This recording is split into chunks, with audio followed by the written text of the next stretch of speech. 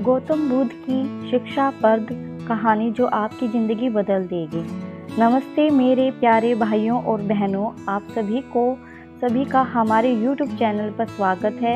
दोस्तों, अगर आप इस कहानी को अंत तक सुनते हैं तो आप सभी से अभी से अपना समय बर्बाद करना बंद कर देंगे। दोस्तों, आज के इस गौतम बुद्ध की शिक्षाप्रद कहानी से आपको बहुत कुछ सीखने को मिलने वाला है, इसीलिए इस कहानी को अंत तक जरूर सुने। दोस्तों, एक बार गौतम बुद्ध अपने भिक्षुओं के साथ एक वृक्ष के नीचे बैठे विश्राम कर रहे थे। उस वृक्ष की छांव में बुद्ध अपने भिक्षुओं की जिज्ञासा दूर कर रहे थे। बुद्ध के सभी भिक्षुक एक एक करके उनसे प्रश्न पूछ रहे थे और गौतम बुद्ध उनके प्रश्नों का उत्तर दे रहे थे। बुद्ध के उन भिक्षुओं में से कुछ भिक्षुक ऐसे भी थे जो कुछ समय पहले ही संघ से जुड़े हुए थे, जिसके कारण अभी उनके भीतर वह समझ पैदा नहीं हुई थी जो गौतम बुद्ध के प्रवचनों को समझ सके। गर्मियों का समय था, सूरज अपने चरम पर था और चारों तरफ धूप ही धूप थी, लेकिन उस वृक्ष के कारण बुद्ध और उनके सभी भिक्षुक आराम से छांव में बैठे हुए थे। इतने में ही गौतम बुद्ध के एक भिक्षुक की नज़र एक बूढ़े व्यक्ति पर पड़ती है। उस वृक्ष के पास ही गुजर रहा था। वह भिक्षुक उस बूढ़े व्यक्ति को देखकर अचानक से हंसने लगता है। उस बूढ़े व्यक्ति की उम्र बहुत ज़्यादा हो गई थी, जिसके कारण उसकी कमर मुड़ गई थी। उस बूढ़े व्यक्ति के हाथ में एक डंडा था, जिसका सहारा लेकर वह बूढ़ा व्यक्ति अपनी मंजिल तक पहुंचने का प्रयास कर रहा था। उस बूढ़े व्यक्ति का शरीर केवल हड्डियों का ढांचा मात्र था।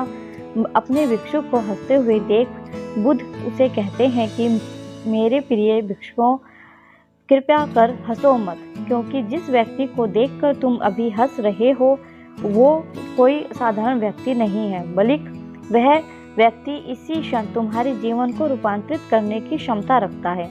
जो आज तक तुम्हें सिखा नहीं पाया, वह बूढ़ा व्यक्ति तुम्हें सिखा रहा है।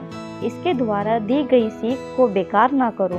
बुद्ध की ये बात सुनकर वह भिक्षुक बुद्ध से कहता है कि मुझे क्षमा करे बुद्ध, पर मुझे ये समझ नहीं आ रहा कि जो एक बूढ़ा व्यक्ति जो खुद अपने शरीर और अपनी बीमारी से लाचार है, वो मुझे क्या सिखा सकता है।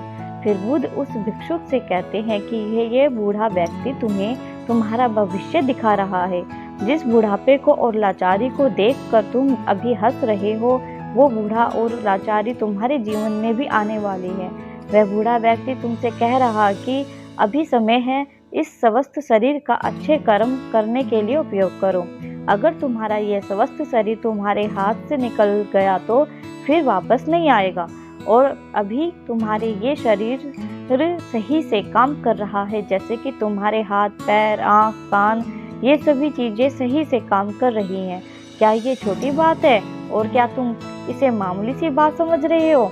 यह घटना कोई साधारण घटना नहीं थी जो अभी तुम्हारे साथ घटी, और ये घटना तुम्हारे जीवन को बदलने की क्षमता रखती है। ठीक इसी तरह की घटना ने मेरा जीवन बदला था, और इस तरह की घटना के कारण ही मैं आज बुद्ध हूँ। फिर वह भिक्षुक बुद्ध से कहता है कि क्षमा करें बुद्ध, परंतु मेरे मन में यह विचार ही नहीं आया कि मैं उस बूढ़े व्यक्ति से कुछ सीख सकता हूँ। उसे देखकर केवल मुझे हंसी आ गई। ऐसा इसलिए हुआ क्योंकि तुम्हें अपने भीतर कहीं ना कहीं लगता है कि जिस स्थिति में आज वो बूढ़ा व्यक्ति है, उस स्थिति में तुम कभी नहीं आओगे। जिस बुढ़ापे का और लाचारी का सामना आज वो बूढ़ा व्यक्ति कर रहा है, तुम्हें लगता है कि उसका सामना तुम कभी नहीं करोगे, इसीलिए तुम उस बूढ़े व्यक्ति को देखकर हंस पाए। अब तुमने सच्चाई को नज़रअंदाज कर दिया। अगर तुम सच्चाई को देख लेते तो चाहकर भी अपने आँखों के आंसुओं को नहीं रोक पाते, परंतु तुमने सत्य को अनदेखा कर दिया और तुम बहुत बड़ी संभावना से चूक गए। बुद्ध की यह बात सुन वो भिक्षुक बुद्ध से क्षमा मांगता है और निश्चय करता है कि वह अपने स्वास्थ्य का उपयोग अपने अहंकार को बढ़ाने में नहीं, बल्कि परम सत्य को पाने में करेगा। दोस्तों, जो लोग इस कहानी को सुन रहे हैं, हो सकता है कि आप बड़ी बड़ी समस्याओं में हो, या हो सकता है कि आप परेशानियों में हो, लेकिन फिर भी एक बात को हमेशा ध्यान रखना है कि जब तक आपका स्वास्थ्य ठीक है तब तक आप किसी भी बड़ी समस्या से बाहर आ सकते हैं। दोस्तों, इसीलिए बुद्ध ने कहा है कि हमारा स्वास्थ्य हमारा सबसे बड़ा उपहार है जो हमें इस सृष्टि से मिला हुआ है, इसीलिए इसका उपयोग सही से करें।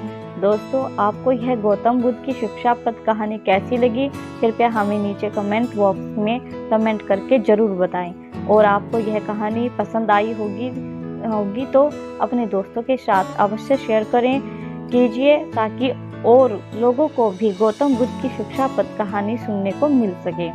दोस्तों, आज के इस गौतम बुद्ध कहानी में सिर्फ इतना ही। दोस्तों, हम आपसे फिर मिलेंगे ऐसी ही एक कहानी के साथ। तब तक के लिए आप जहाँ भी रहिए खुश रहिए और खुशियाँ बांटते रहिए। अपना बहुमूल्य समय देने के लिए धन्यवाद।